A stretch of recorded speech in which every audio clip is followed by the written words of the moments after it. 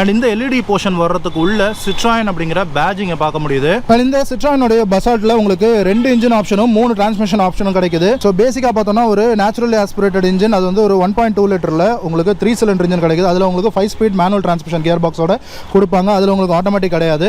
அதே இது நீங்கள் வந்து டர்போ ஆப்ஷன் போனீங்க அப்படின்னா 1.2 லிட்டர், அதே 1.2 லிட்டர் இன்ஜினில் உங்களுக்கு டர்போட உங்களுக்கு இன்ஜின் ஆப்ஷன் வரும். அதில் உங்களுக்கு 2 டிரான்ஸ்மிஷன் ஆப்ஷன் கொடுக்குறாங்க. ஒரு 6 ஸ்பீட் மேனுவலும் ஒரு 6 ஸ்பீட் டார்க் கன்வெர்ட்டர் கியர் பாக்ஸும் உங்களுக்கு கிடைக்கும். ஆன் டர்போ வெர்ஷனில் உங்களுக்கு பவர் அவுட்புட் பார்த்தீங்கன்னா 82 PS ஆஃப் பவரும் 115 நியூட்டன் மீட்டர் டார்க்கும் தான் கொடுக்கும். பட் அதே இது டர்போ மாடலில் பார்த்தோம் அப்படின்னா உங்களுக்கு 115 PS ஆஃப் பவரும் உங்களுக்கு ஆட்டோமேட்டிக் கியர் பாக்ஸ் வெர்ஷனில் 205 நியூட்டன் மீட்டர் டார்க்கும் கிடைக்கும்.